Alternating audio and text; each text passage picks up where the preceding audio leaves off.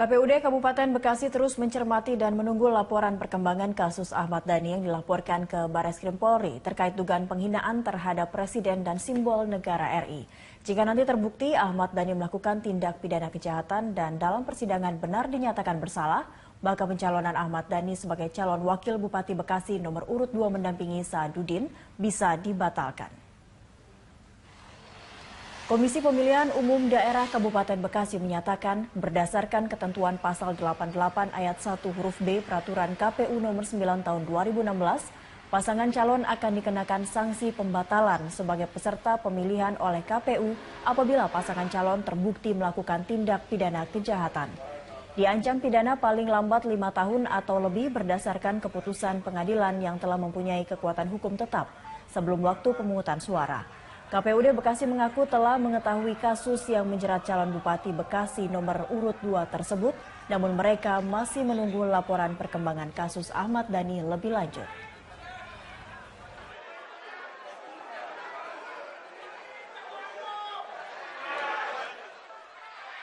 Berdasarkan pada pasal 88 ayat 1 huruf B bahwa pasangan calon dalam pemilihan bupati dan wakil bupati itu dapat dibatalkan oleh KPU Kabupaten, dalam hal ini KPU Kabupaten Bekasi, apabila itu pasangan calon melakukan tindak pidana yang diancam paling singkat 5 tahun dan dibuktikan dengan keputusan hukum tetap yang dikeluarkan oleh lembaga pengadilan. Dan ke masyarakat mengenai kejadian demo 4 November yang lalu. Dan juga perlunya yang kedua tadi saya sampaikan perkiraan jumlah yang ikut demo. Ini penting sekali karena dalam merencanakan, mempersiapkan untuk pengamanan, untuk ketertiban sebuah demonstrasi ini, jumlah yang ikut itu perlu diperkirakan secara tepat. Yang ketiga, tadi saya tekankan agar pendekatan persuasif, baik yang ada di Polsek, di Polres itu harus terus bekerja sampai ke bawah. Sehingga masalah yang ada itu bisa dijelaskan secara gamblang, secara jelas kepada masyarakat. Dan yang terakhir, tadi saya mengucapkan terima kasih karena kerja keras Polri dan TNI, demo 4 November kemarin berjalan dengan tertib dan damai sampai maghrib. Ya, dan tadi saya juga melihat 18 yang luka,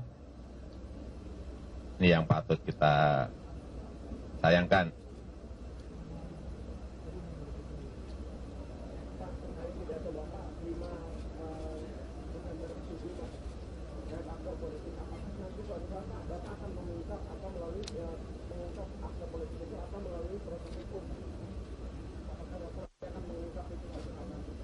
Dua-duanya, kalau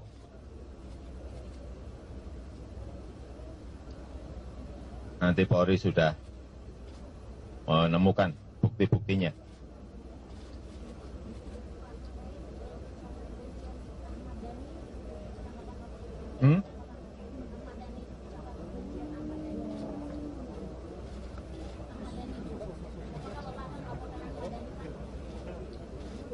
Tadi juga di dalam saya sampaikan yang berkaitan dengan hasutan kebencian, hal yang berkaitan dengan penghinaan kepada simbol-simbol negara. Ya kalau memang aturan hukumnya ada yang harus ditindaklanjuti. Ya, kasih.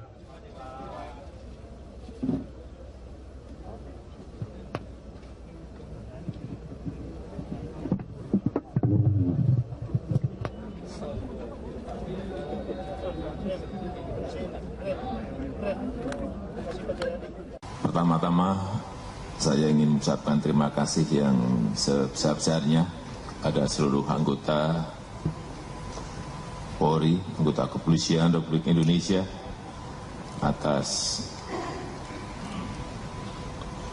kewaspadaan, atas soliditas, atas sikap profesionalisme yang ditunjukkan dalam mengamankan aksi demo tanggal 4 November 2016 yang lalu. Sehingga akhirnya demo itu berjalan dengan tertib dan damai sampai maghrib. Saya juga ingin menyampaikan rasa simpati yang mendalam kepada anggota Polri maupun TNI yang menjadi korban kekerasan dalam menjalankan tugas pada saat itu. Tadi Kapolri sudah menyampaikan ada 18 yang luka, dan tadi juga saya dibisiki ada yang kena bambu runcing, ada yang kena panah. Saya kira hal seperti ini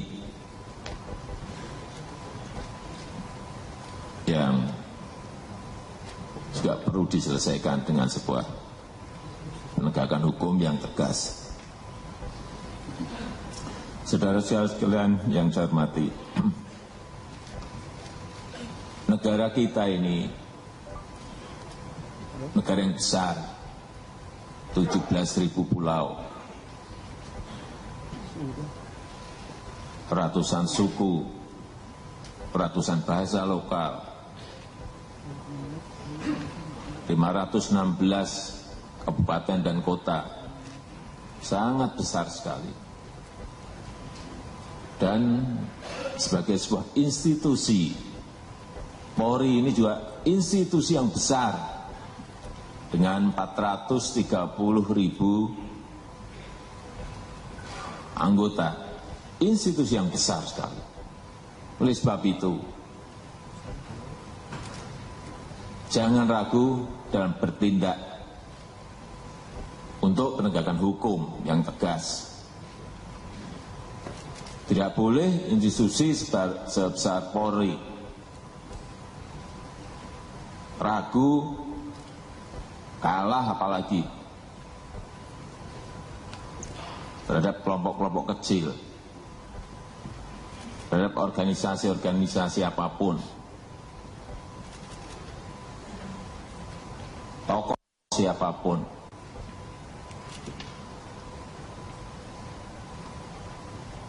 Karena hanya dengan penegakan hukum yang tegas itulah negara ini akan kuat.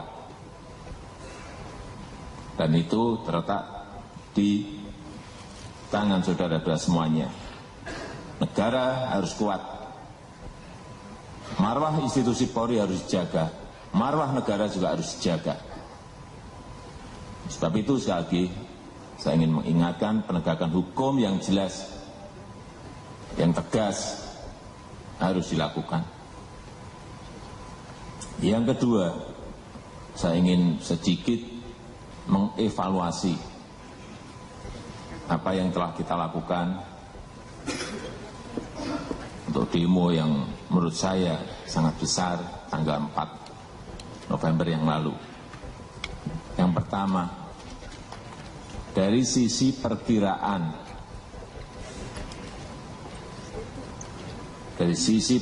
jumlah, informasi yang saya terima dari intelijen saat itu 18.000.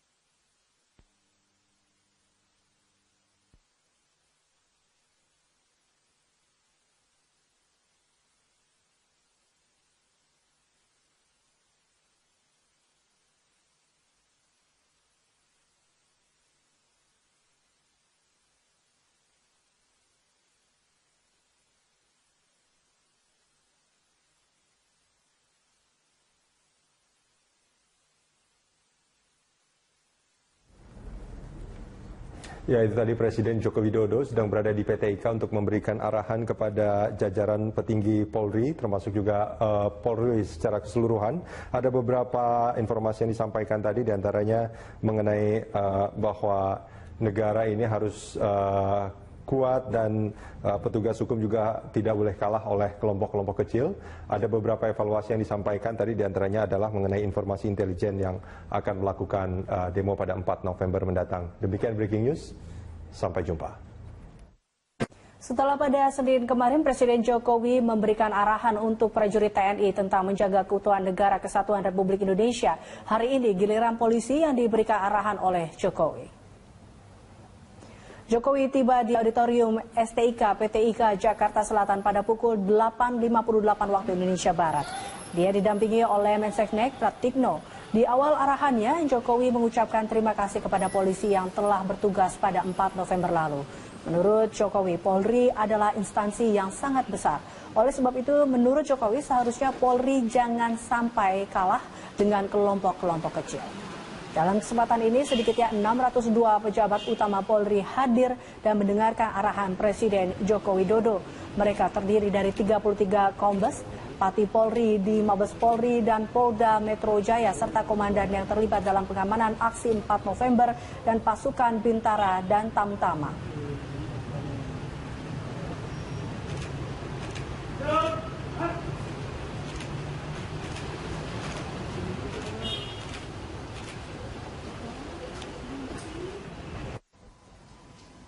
Dan sebagai sebuah institusi, Polri ini juga institusi yang besar dengan 430.000 anggota, institusi yang besar sekali. Oleh sebab itu, jangan ragu dalam bertindak untuk penegakan hukum yang tegas. Tidak boleh institusi sebesar Polri ragu, kalah apalagi terhadap kelompok-kelompok kecil, terhadap organisasi-organisasi apapun, tokoh siapapun.